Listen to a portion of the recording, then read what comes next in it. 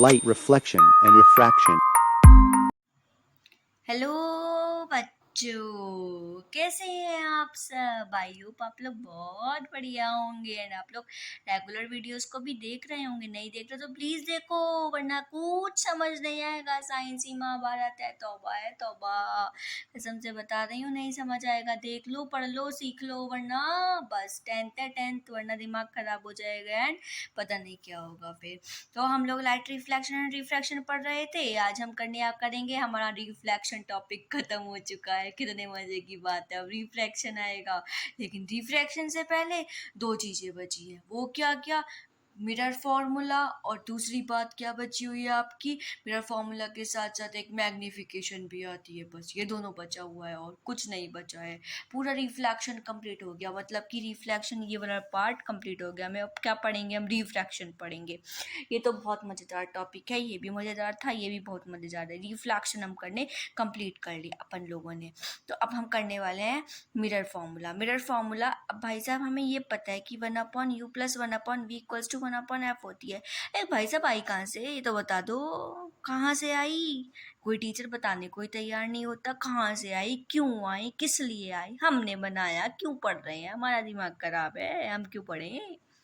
इसलिए मैं आज आपको बताने वाली हूँ कि ये मिरर इक्वेशन आई कहाँ से है, किस जगह से आई है, किस पाताल लोक से आई है, या कौन से लोक से आई है, हम आज ये पढ़ेंगे।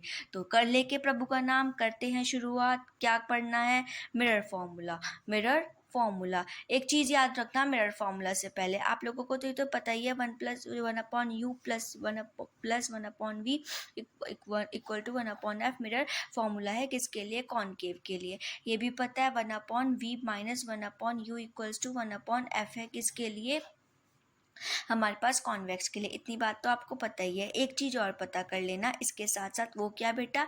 वो ये कि जब हम पोल से इमेज की डिस्टेंस लेंगे, तब हम इमेज की डिस्टेंस को हम एक चीज़ से डिनोट करते हैं, एक वर्ड से, वो होती है v। जब हम पोल से ऑब्जेक्ट की डिस्टेंस लेंगे तो उसकी हम डिस्टेंस रखेंगे u। किससे नोट करेंगे? u से। जब हम फोकल लेंथ की डिस्टेंस लेंगे तो हम किससे डिनोट करेंगे? कैप स्मॉल f से। इतनी बात क्लियर है? आगे का बिल्कुल मेरे ऊपर छोड़ दो, सब समझ आ जाएगा। ठीक, हम कॉनकेव के लिए कर रहे हैं आज, तो कॉनकेव मिरर हम बना लेते हैं। कॉनकेव मिरर बनाने के बाद ये हमारे पास क्या हो गया? 1 2 3 4 5 6 7 8 9 9 है, 9 का हाफ कर दो, 1 2 3 4 4 का हाफ। ये हो गया हमारे पास फुल। बीच देखने का बहुत अच्छा, मतलब कि सेंटर देखने का बड़ा ही अच्छा आइडिया है ये। ओके, तो ये हमारे पास हो गया पोल। पोल के साथ ये हमारे पास क्या आ गई बेटा? प्रिंसिपल एक्सिस आ गई। प्रिंसिपल एक्सिस आ गई। प्रिंसिपल एक्सिस का ये हो गया हमारे पास फोकस, और ये हो गया हमारे पास सेंटर ऑफ कर्वेचर। अब हम अपन इसमें इस कॉनकेव मिरर में हम लगाने वाले, हम नॉर्मली 2 रूल्स लगाते हैं, हम यहाँ लगाएंगे 3 रूल। कितने लगाएंगे? 3 रूल लगाएंगे। हम तीनों रूल लगाएंगे। यहाँ पे कौन कौन से लगाएंगे ये देखते हैं। ये तो है हमारे पास, क्या है हमारे पास? एक ऑब्जेक्ट। इस ऑब्जेक्ट से एक रे गई, इस पैरेलल गई प्रिंसिपल एक्सिस के, तो ये कहाँ से आएगी? हमेशा फोकस से आती है। इतना तो हमें लोगों को पता ही है कि हमेशा वो रे फोकस से आती है। अगर कोई रे पोल पर जाती है, कैसे जाती है? पोल पर जाती है कोई एंगल बनाते हुए, तो वो रिफ्लेक्ट होती है उसी एंगल से। रिफ्लेक्शन नीचे करती है प्रिंसिपल एक्सिस के नीचे वाली साइड। किधर वाली साइड? नीचे वाली साइड। तो हम लोग वहीं पर ही रिफ्लेक्शन इसका दिखाएंगे। ए ऐसे कुछ रिफ्लेक्शन करेगी, ये कर दिया इसने रिफ्लेक्शन। ठीक, तीसरी बात, अगर तीसरा रूल लगा रहे हैं हम आज इसमें। वो कौन सा रूल लगाएंगे कि अगर कोई रे सेंटर ऑफ कर्वेचर से जाएगी, कहाँ से जाएगी? सेंटर ऑफ कर्वेचर से। ये गई सेंटर ऑफ कर्वेचर से, पता नहीं कैसे ये बन गया ये सेंटर ऑफ कर्वेचर पर गई। तो ये सेंटर ऑफ कर्वेचर और कहाँ पे? तीनों रिफ्रैक्टेड रे कहाँ पर मीटअप हो रही है? सेंटर ऑफ कर्वेचर और उसके बीच में। तो यहाँ पर हमने क्या बना दिया? इमेज बना दी। ये था ए बी, अब उल्टी बनी है तो ये बी डैश हो जाएगा और ये ए डैश हो जाएगा, क्योंकि मैं ए रखूंगी तो आप कहोगे ये ए कौन सा है, बी रखूंगी तो कहोगे बी कौन सा है। तो मैंने यहाँ पे B dash and A dash कर दिया। ये एफ ही है, ये हम पॉइंट मान लेते हैं एम। यहाँ से गिरा देते हैं एक perpendicular.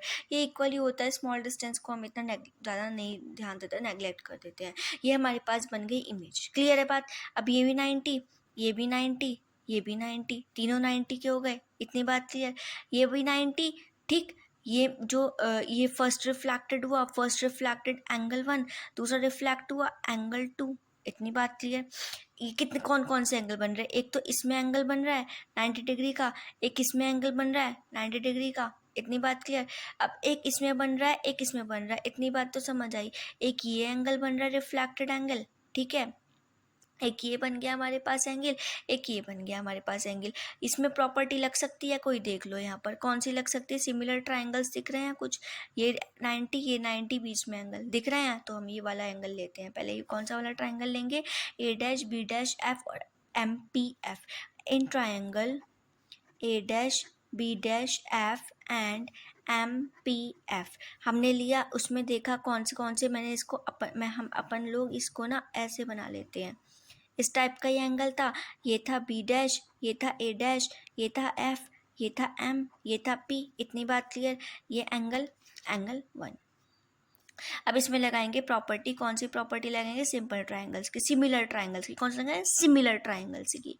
B dash A dash M P के इक्वल होगा, B dash A dash upon M P equals to B dash F equals to P F, B dash F equals to P F, इतनी बात clear. अब ये जो M P है ये A B के इक्वल होगी, same same same size, that's why. तो हम पी सॉरी जो ये मेरे पास पी एम है मैं इसको रख देती हूँ, या एम पी बोल देती हूँ, एम पी बोला है तो मैंने यहाँ पे एम पी जो है मैंने इसको रख दिया ए बी के इक्वल, किसके रख दिया, ए बी के इक्वल। तो मेरे पास इक्वेशन कुछ इस टाइप से बन जाएगी, कैसे बनेगी, B dash A dash upon A B equals to B dash F upon F P. कुछ नहीं करा मैंने इसमें, बस क्या करा, बस यहाँ पर जो इक्वेशन थी ये वाली मेरे पास जो इक्वेशन थी, इस एम पी की जगह मैंने ए बी रख दिया, बस इतना काम किया और कुछ नहीं करा। तो मेरे पास इक्वेशन कुछ ये निकल कर आई, ठीक, ये निकल कर आई। अब ये क्या बन गई, क्वेश्चन नंबर 1। अब हम देखेंगे इन ट्राइंगल, अब देखेंगे कोई और ट्राइंगल भी बन रहा है कि जिसमें हम सिमिलरिटी लगा सकते हैं। हाँ बन रहा है, एक तो ये वाला ट्राइंगल बन रहा था 90 डिग्री, एक ये भी बन रहा है, ये देखो ये ट्राइंगल बन रहा है। कौन कौन सा बन रहा है, A dash B dash P बन रहा है, ये A B P, A dash B dash P, ये भी सिमिलर इसमें एंगल प्रॉपर्टी लग सकती है। कैसे बन रहा है, ये ऐसे बन रहा है,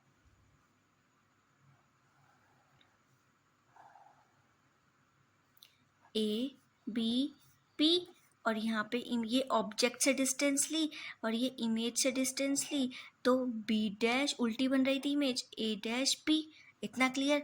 तो इन triangle A B P similar to triangle A dash B dash P, इतना तो हमें ध्यान आ गया, ठीक। अब हम कौन सी प्रॉपर्टी लगाएंगे, एंगल सिमिलरिटी, कौन सी लगाएंगे, एंगल सिमिलरिटी से देखेंगे, A B A dash B dash के इक्वल होगा, A B upon A dash B dash equals to P B upon P B dash, P B upon P B dash.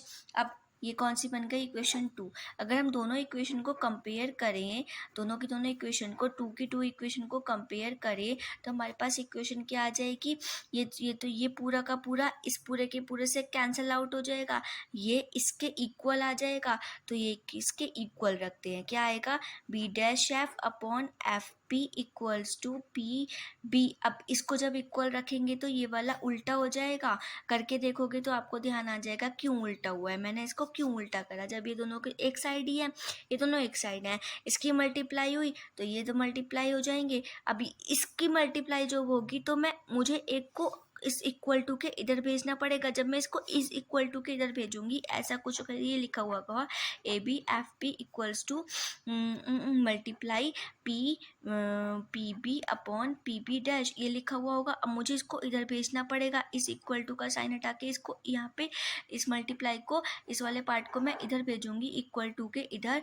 तो ये उल्टा हो जाएगा, क्या हो जाएगा, P B dash upon P B हो जाएगा, तो यहाँ पर हो जाएगा P B dash upon P B. इतनी बात क्लियर, ये आएगा ये हमारे पास इक्वेशन नंबर 3, ठीक। अब देखो यहाँ पे जो मेरे पास बी डैश एफ है, ये बी डैश एफ जो है ये कैसे आ सकता है, क्योंकि मुझे तो ये इसकी डिस्टेंस चाहिए, मेरे पास तो सी एंड एफ की डिस्टेंस मैं निकाल लूँगी इसका हाफ करके, लेकिन बी एंड एफ की डिस्टेंस कैसे निकलूँ, क्योंकि इमेज तो फोकल लेंथ से इतनी दूर पे बन रही है, तो मुझे तो ये डिस्टेंस चाहिए, ये कैसे निकालूँ अब मैं, तो पी बी डैश में से पूरा पी बी माइनस कर दूँ, कैसे, B F B dash F equals to P B dash minus P B, तो मेरे पास बी डैश एफ आ जाएगी। जब मैं पी बी डैश में से पी बी को माइनस करूँगी तो मेरे पास ये पूरी की पूरी डिस्टेंस आ जाएगी। उसमें फंडा लगेगा, वो आप समझ, ये थोड़ा सा कॉन्सेप्चुअल है, इसको थोड़ा कॉन्सेप्चुअल समझ लेना। ओके, तो मैं इसको बी डैश एफ की जगह रख दूँ, P B dash minus P B upon F P equals to P B dash upon P B हमारे पास आ गई ये फाइनल इक्वेशन निकल कर, फोर्थ इक्वेशन जिसको हम बोलेंगे। अब ऑब्जेक्ट की डिस्टेंस, ऑब्जेक्ट की डिस्टेंस कितनी होगी? ऑब्जेक्ट u बोलता है, क्या बोलता है? u बोलता है। तो u अब यहाँ पर ये ऊपर बन रही है, कैसी है? निगेटिव में आएगी, निगेटिव में आएगी। तो यहाँ पर हमारे पास क्या हो जाएगी? ऑब्जेक्ट की डिस्टेंस निगेटिव में। अपन लोगों के पास जो डिस्टेंस हो जाएगी वो किस में हो जाएगी? Negative u, negative v, negative f, negative u। Object की डिस्टेंस क्या होगी? p b,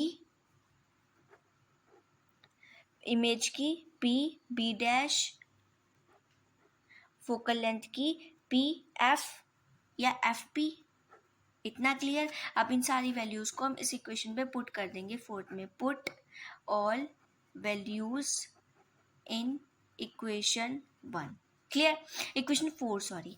अब यहाँ पर पुट करेंगे बेटा, लंबी हो जाएगी वीडियो, तो मैं इस वाले कॉन्सेप्ट को ये जो पार्ट है ये मैं कल सेंड करूँगी या मैं दूसरे पार्ट में सेंड करूँगी, क्योंकि अब आपको सिर्फ और सिर्फ आपको वैल्यूज़ पता चल गई है, इन वैल्यूज़ को आपको इस इक्वेशन में पुट करना है। ठीक है, तो नेक्स्ट वीडियो में मैं उसके आगे का पार्ट और कॉनकेव मिरर को, कॉनकेव मिरर में कॉन्वेक्स कॉनकेव मिरर का समझ आया ना, कॉनकेव मिरर में कैसे, कॉन्वेक्स मिरर में हम कैसे पुट करेंगे वो भी, और इसकी आगे की कैलकुलेशन में नेक्स्ट पार्ट में आपको सेंड करती हूँ। ओके गाइस, कल मिलते हैं बहुत अच्छी वीडियो के साथ।